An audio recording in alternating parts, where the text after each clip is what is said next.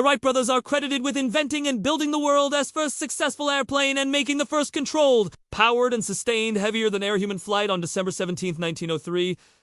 That's all well-known history. But what if I told you that the Wrights weren't the first to build an airplane? In fact, there were several other inventors who built working aircraft before the Wright brothers. The problem is that these inventions came too early for their time, or did UNT meet the criteria to be called an airplane? Today, we're going to take a look at 4 of these early aircraft and see why they could be considered the first airplanes. The history of human flight goes back thousands of years. For most of history, people could only dream about flying. It wasn't until the Industrial Revolution in the late 1800s that this would begin to change. One of the first steps towards the invention of the airplane was the invention of the helicopter, and it was an Austrian, Paul Cornu, who designed and built the first helicopter. This was way back in 1907.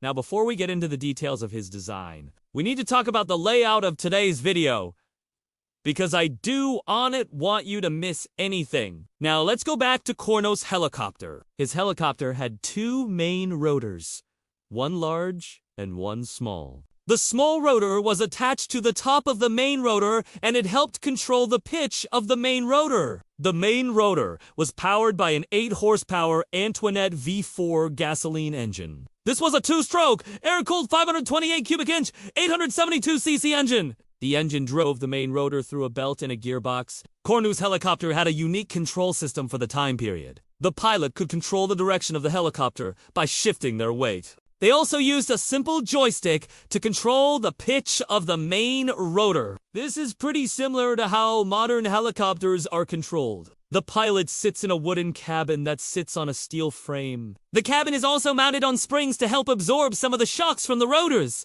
On May 19, 1907, Paul Cornu made the first successful autogyro flight. The flight lasted around 6 minutes and took place near Paris, France.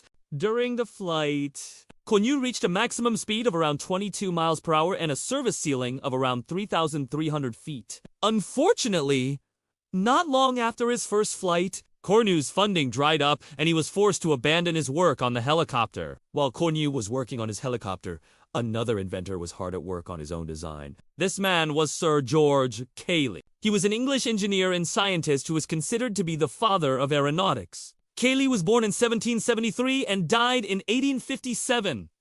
So he worked on his aircraft design for quite a while. George Cayley was the first person to come up with the idea of an airplane that looks similar to the airplanes that we have today. He also came up with the idea of using a wing warping system to control the direction of the airplane. He built several different aircraft throughout his career, but the one that we're going to focus on today is his glider No. 5. In 1853, George Cayley designed and built his 5th glider. This glider had a 58-foot 10-inch or 18-meter wingspan and was made out of wood and linen. The glider also had a cockpit for the pilot to sit in. This was the first aircraft to ever have a cockpit. The cockpit was a small, enclosed space where the pilot could sit comfortably and control the aircraft. Before this, pilots had to sit in the open air, which was not only uncomfortable, but also dangerous. Cayley's glider No. 5 was also the first aircraft to ever have ailerons. Ailerons are movable surfaces that are located on the trailing edge of the wing. They are used to control the roll of the aircraft. Each wing had 2 ailerons, one on the front of the wing and one on the back. Cayley's gliders did not have any kind of engine. They were completely reliant on the wind to stay airborne. Cayley believed that the best way to fly was to use the wind to your advantage. He tested this theory by launching his gliders from the top of hills. He would then ride the glider down the hill, using the wind to keep them airborne. This worked surprisingly well, and Cayley was able to make some long flights this way. Unfortunately, Cayley's gliders were not without their problems. The first glider to ever try to use ailerons had a tendency to spin when they were used. Cayley solved this problem by adding a 3rd aileron to each wing. This 3rd aileron was located in the middle of the wing, and it helped to keep the glider stable. Despite these problems, George Cayley's glider No. 5 is considered to be the first true airplane. This is because it was the first aircraft to ever have all 3 of the key elements that make up an airplane. These elements are wings, an engine, and a rudder. All previous aircraft designs had either lacked one or more of these elements, or they had been designed in such a way that they could not be considered an airplane. George Cayley's glider, number 5, had all 3 of these elements, and it is for this reason that it is considered to be the first true airplane. While these designs were taking place, another designer was hard at work on his own version of an airplane. This man was Otto Lilly. Otto was a German engineer and aviator who was born in 1848 and died in 1896. He was one of the pioneers of aviation, and he made significant contributions to our understanding of how airplanes fly. In fact, he made over 2,000 glider flights. Otto was so passionate about flying that he even built a glider that he named the Flying Man.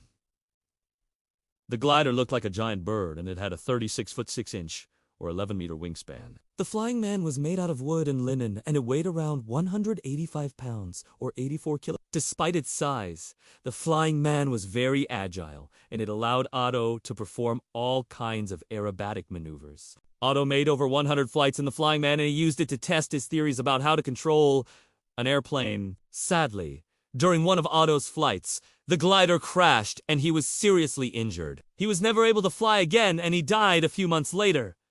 But Otto's work did not go in vain. The Wright brothers, who were inspired by Otto's work, went on to invent the first successful airplane. As we already mentioned, the credit for inventing and building the world's first successful airplane goes to the Wright brothers. But what if I told you that the Wright brothers weren't the first to build an airplane? In fact, there were several other inventors who built working aircraft before the Wright brothers. The problem is that these inventions came too early for their time, or did UNT meet the criteria to be called an airplane? In this video, we've taken a look at 4 of these early aircraft and why they could be considered the first airplanes. There were many more inventors who tried to invent the airplane before the Wright brothers, but these are the ones who came the closest. If you liked this video, please hit the like button and share it with your friends. Thank you for watching. Until next time, keep looking up.